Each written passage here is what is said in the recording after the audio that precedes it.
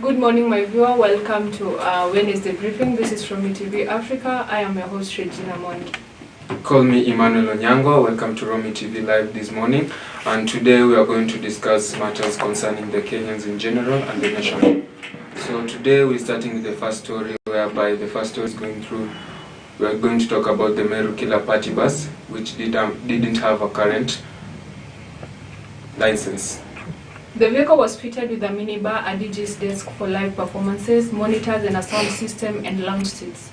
It also had ample space for dancing in the middle and strong metal bars where standing passengers could hang. It ferried partygoers who were offered a party experience while on the move. Several passengers who were traveling to Samburu for a night out said the vehicle's brakes appeared to have failed as it descended the 10-kilometer stretch leading to the Subuiga black spot.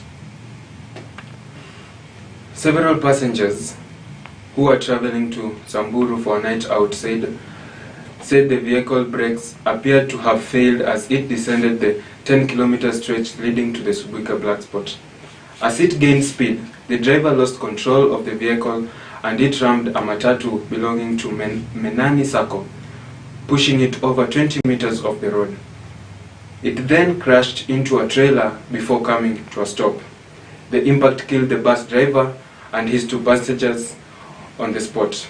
8 people traveling in the matatu died at the scene, while 1 passenger died as he was undergoing treatment. It is difficult to see a matatu causing an accident there because the drivers know the route. It is mainly drivers who are new on the route which cause accidents. With the numerous warnings from Kisima, even if you are new on the route and follow the rules, you will descend carefully, he said. The vehicles were towed to Subuiga police station yard, while the bodies were removed to Meru Level 5 Hospital, mortuary. The accident has renewed calls for the relevant authorities to redesign the stretch of the road near the Elephant Corridor to make it more user-friendly. Although authorities have erected signposts along the 10-kilometer stretch warning motorists about the terrain, accidents were increasing, claiming lives and leaving many people maimed.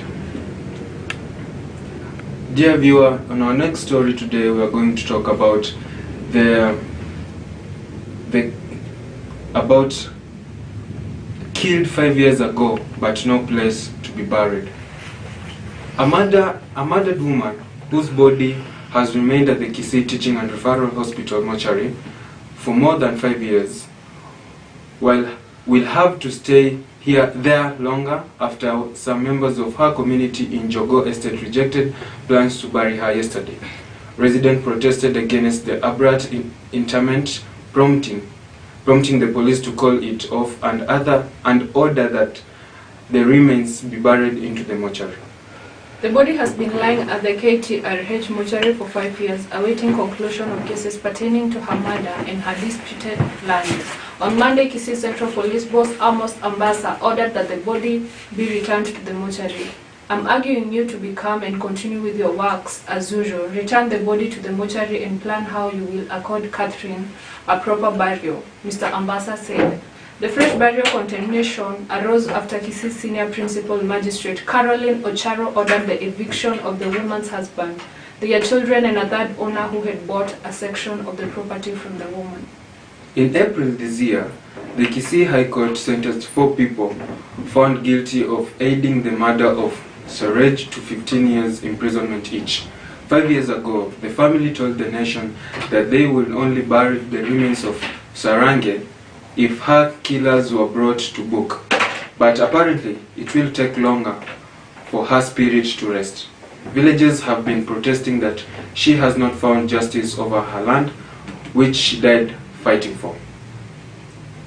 That is a bit sad story. Yeah. We can see that a person had been killed 5 years ago, but they have not yet found a place to bury the body, whereby it's a land that is being claimed and is being fought for, whereby it's between 2 parties where you can't bury a body that does not belong into your land. True. On our next story, girlfriend singer Ruga disappoints in Meru after pocketing 3.6 million shillings. Now, the much-hyped event was organized by YDX agency and financially backed up by the main sponsor, Johnny Walker. Whereas Johnny Walker outdid itself by beautifully setting up the 10,000 capacity venue, Ruga, the main headline of the concert, was the night's major disappointment. And I believe he was backed up by other artists, the likes of Sauti Sol, Akina Bien, the likes of Mviri, the storyteller, and our rapper, Femi One.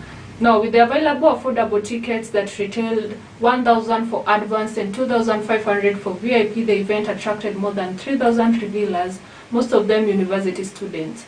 The crowd had looked forward to some tantalizing performances from the lineup that included Soul Generation, Duo Bensol, and Mviri, the storyteller, rapper Femi One, and a host of local DJs. The gates opened around 6 p.m. with DJ Lindsay taking charge. Lindsay played the longest set of the night and marveled the crowd. The master of ceremony, radio presenter Sheila Kwamboka, alias Kwambox, officially took charge of the proceeding at 8:30 p.m. Known for her dance work, Kwambox, a group of dancers, and Lindsay's set combined to get the crowd worked up. His set also lacked energy from the minute he got onto the stage, despite the warm applause and standing ovation he received from the exuberant crowd that was looking forward to a once-in-a-lifetime experience. From the start, Ruga tried to entertain the crowd with some of his unpopular songs that only got the crowd deflated. For Christ's sake, why can't he perform the songs we know him for? What is he doing? Screamed Jackie Muraya, an iked fan in the VIP lounge. Of all the songs he is known for in Kenya, Ruga performed only Bounce, Dio, and Girlfriend. At exactly 1:35 a.m., Ruga exited the stage, perhaps taking notice of the disgruntled crowd. The DJs took over with the crowd knowing, shifting focus to mingling until the wee hours of Sunday morning. On the same night, another Nigerian artist, Oxlade, known for his Kulosa hit song, left revealers at the Seven Island concert dejected with another substandard performance. I think if you see this story, this is all about entertainment, and so many people love the Afro music. And as we can see that Ruga came to Kenya and disappointed many of his fans, and many of the people expected him to perform so well, expected him to bring out a killer of a show, but he ended up disappointing each and every one of them. So I guess I don't think next time, if he plans to come to Kenya, not many people will want to go for his shows. And we hope that he's going to change that character, and maybe he's going to make the people enjoy his shows even there in the Nigerians. I think it's such a shame that after receiving and pocketing 3.6 million shillings, he had to disappoint Kenyans. You know, he left Kenyans who had eagerly waited for him disappointed and a bit unsatisfied by his performance. I think next time he should do better than that. Yeah. On our next story is about a couple who had lost their first 2 children, and later they got a miracle of quadruplets. When Ezekiel Karuri got married in 2015, he was optimistic about having a blissful marriage blessed with children that would cement his union with his wife, Teresia Wanjira. He was therefore overjoyed when the following year in 2016, his wife gave birth to a baby girl, who he named after his mother, Joy Precious Weremo. The baby girl brought warmth into the home of the newly couple, who could not agree on who would get to cuddle the baby. They were so happy they did not mind her constant cries at night. She was their firstborn, and they both readily gave her attention she needed. In September 2019, Teresia conceived, and when she broke the news, Karuri, he did not know how to react. He was happy and apprehensive at the same time. For him, it was a test of nerves. 3 months into the pregnancy, the ultrasound result indicated that she was carrying not 1, not 2, but 4 babies. Teresia's initial reaction was that of shock, but Karuri was overwhelmed with happiness. I was told that I was pregnant with 4 babies. That was the last thing I expected, Teresia recalls. In utter shock, she insisted that the ultrasound be repeated, but the results were the same. As for Karuri, his silent his silent prayers had been answered. To be precise, he had been vindicated. Teresia was given bed rest and would have an ultrasound every week to ascertain that the babies were doing well. It is a fulfilling experience that you can only get from a set of 4 children. My wife and I have no time to rest, but our children give us happiness. Watching them walk, tense one another, even fight is a feeling like no other. I don't regret it one bit, and where I go to go back in time, I wouldn't have it any other way, says the happy father. He's also grateful that he and his wife were able to overcome the stigma that followed the deaths of their first 2 children. He advises couples to be patient in the face of adversity. We endured a very harrowing time, but we overcame it. If going through a similar experience, be encouraged by our story, he concludes. So if it were you, you've been in that position that your first 2 children, you lost your first 2 children, then all of a sudden you get the news that you are expecting quadruplets. How could you have reacted? Okay, I cannot fit in the shoe of losing children because I've never experienced that, but I believe it's some very devastating feeling. You know, losing children that you carried 9 months, you know, now when they are 2, that's 18 months, and it's so painful to go through the process. Yeah. So I believe at least they are grateful that God redeemed their love back. You know, replacing 4 children on top of the 2 they had, it's a good feeling, and I'm happy for them that they can even manage raising those 4 children at the same time. What makes me happy about this couple is that you find that there are many cases that when the wife keeps on losing children, the husband ends up maybe divorcing her or leaving her, and maybe the family from the husband's side, they discourage it, or maybe they could have been pushing that man to leave him. But you can see that they stayed together, they fought together, and they ended up getting the 4 children. So I think it's a happy thing for them. It's going to be a happy family.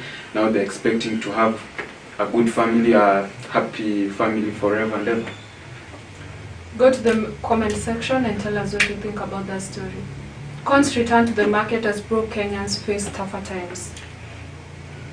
Coin circulation rose fastest in 4 years in the 12th month to June this year, fueled by a heightened financial squeeze that has seen more Kenyans turn to low-value currencies to pay for goods and services.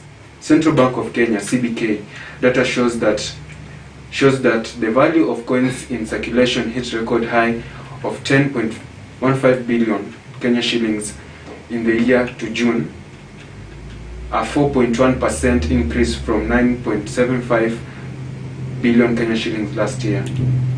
The amount of money circulating within the country hit a record of high of 261.5 shillings billion in July. The net increase of currency in circulation was attributed to high currency outflows compared to the net inflows, CBK said. This reflects increased spending power even as politicians loosened the purse strings and splashed the cash on campaigns just days before the August general election. It's the largest amount of money circulating outside banks in a single month since the CBK started to publicly release the data. Inflation hit a 63-month high of 9.2% in September after the fuel prices jumped to a record high, driving up the cost of essential goods and services. Kenya has 5 denominations of 1 billion Kenya shillings, 5 Kenya shillings, 10 shillings, 20 shillings, and 40 shilling coin in circulation. However, CBK discontinued the printing of the 40 shilling coin in December 2018 after issuing the new generation of currency coins. We are indeed facing tough times as Kenya. We are really facing tough times. Our economy is drawing lower by lower each and every single day. So the government, before we go at our worst place, kindly do something. Now, the rise of African feminist movements. With the global wave to accelerate realization of gender equality under the UN Women-led Generation Equality Campaign, activists in Africa are increasingly re-strategizing to speed up their course of safeguarding the rights of women and girls. In the past 3 years, advocates in the African continent have formed theme-focused networks, campaigns, and initiatives to amplify their voices and get the attention of the government and policy makers. And Kenya seems to be the focal ground of feminism, because each and every day we have women fighting for their rights. Each and every day we have girls who want to stand and fight for women. You know, for instance, we proposed an increase of resources to counties and election of a man and a woman to Senate. That has happened, she said. Last March, activists from more than 100 civil society organizations across Kenya, Uganda, Senegal, Tanzania, and Ethiopia converged in Nairobi to discuss the land injustices facing the African woman. To tackle this problem, we collectively launched Stand for Her Land in Africa initiative, a campaign to advocate women's land rights on the continent. You can see that yesterday it was empowering the ladies, the women and the young girls. Yesterday it was all about the young girls and the ladies in the world. And Kenya stood together with other countries to support the girl child. And we can find that most of the girls in this nation currently are suffering a lot.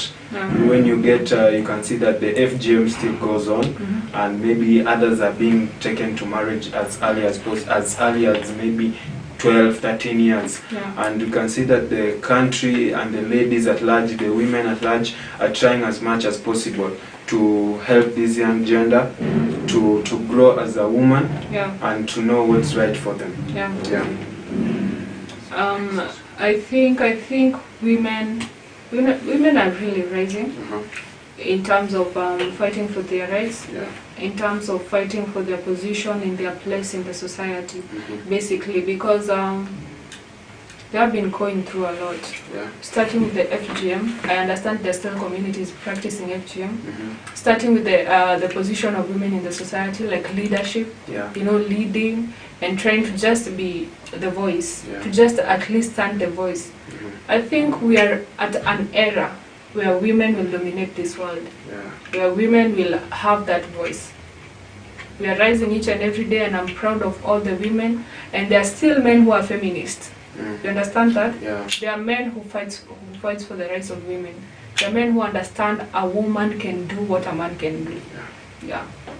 So, my dear viewer, please talk to us. Tell us what is your view concerning the girl child of this nation. Are you ready to support the girl child, to see them growing as the better generation in the future? Maybe we can bring out the president of this Kenya. Maybe she can be the first lady in Kenya who is going to lead us to where we're supposed to be.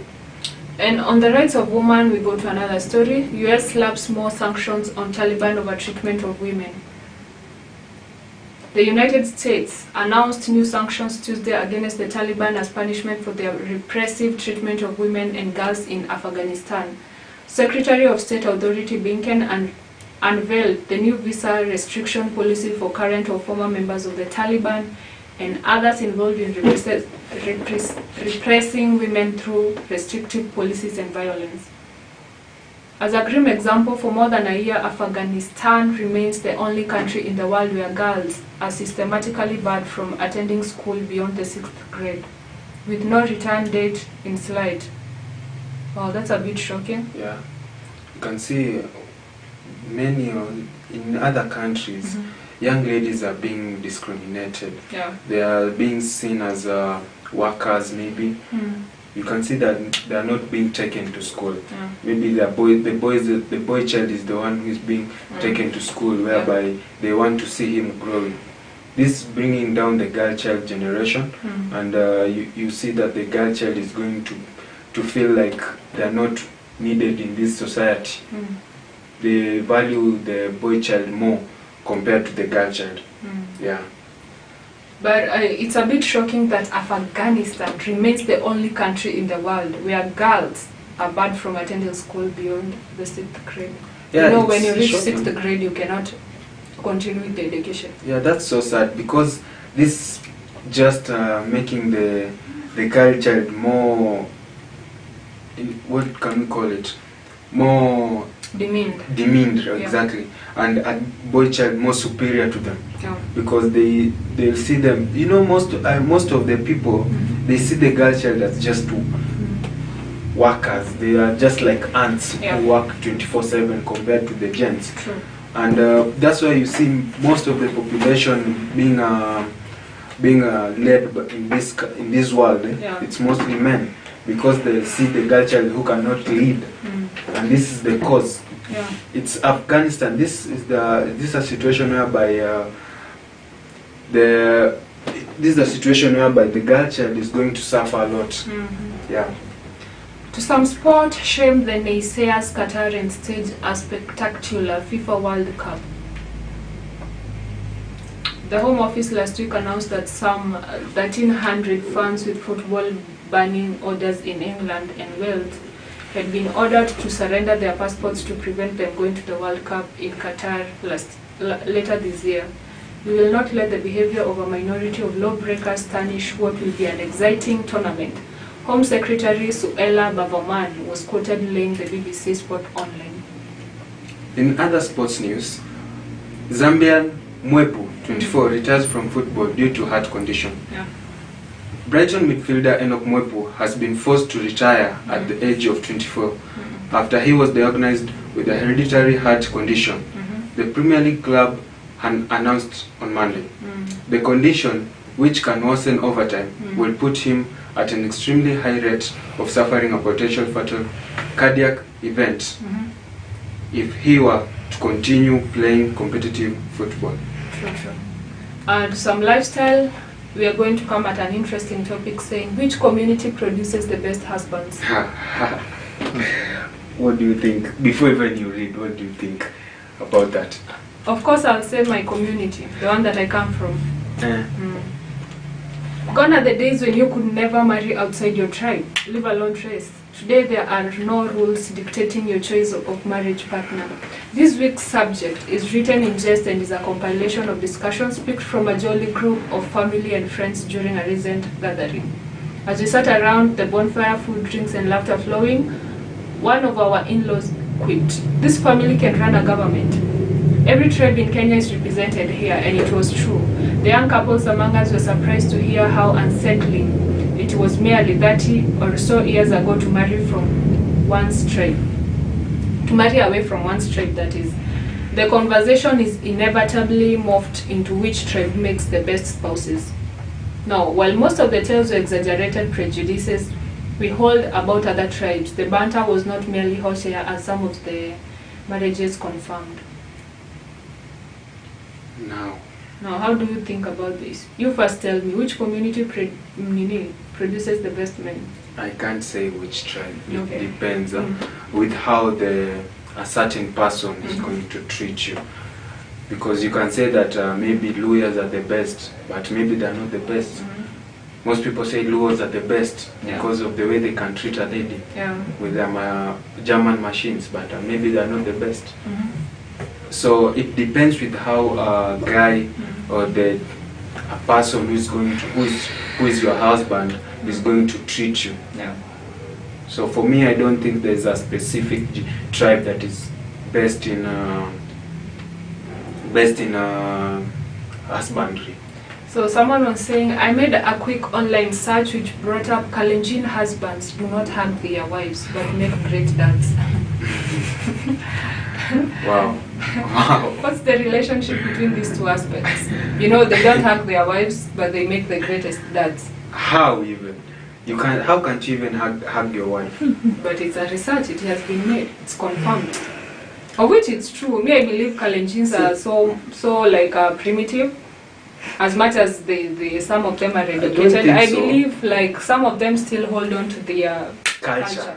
Yeah. It's actually culture. And that's why they don't hug their wives. So what's wrong about hugging your wife? Kalenjins, you tell us. Actually, we are waiting to see. You tell us, by the way. Explain to us, because we can see that they can't hug their wives. And what's the reason behind it? Is it a crime? Because I don't think it's a crime hugging your wife. Maybe when you got married to her, you had no limitations over her. Okay, now on relationships, we have an amazing story here. Why aren't single men interested in having a relationship with me? Someone was asking. Now, why is it only married men want to have a relationship with me? As for single guys, they seem not to be ready to have a serious relationship. I'm 32 years old, hardworking, beautiful, kind, and I know that I'm generally a good person. It scares me because my conscience would not allow me to date or have a relationship with a married person. Kindly advise me. Actually, the first thing I advise her is that love should not be based on purely on selfish desires. Yeah. And the biggest task is that to find that person who can make you happy. Yeah. It's always very hard. Yeah. And I know there are so many single men out there. Maybe they're still looking for a girl like you, for a lady like you. So if you want to have a long-term relationship, Yeah. sit down Yeah. and think about it. Yeah. Don't jump into conclusion and just wait. Yeah. So, ladies and gentlemen, that was our news briefing for today. We thank you so much for your time, and would like to end it from there today. I was your host, Emmanuel Onyango. Alongside me was Miss Regina Mwangi Samuel. And let's meet tomorrow, same time, same place. And stay tuned for Chat Spot. Thank you so much for being with us, guys. It has been our Wednesday briefing. See you next time.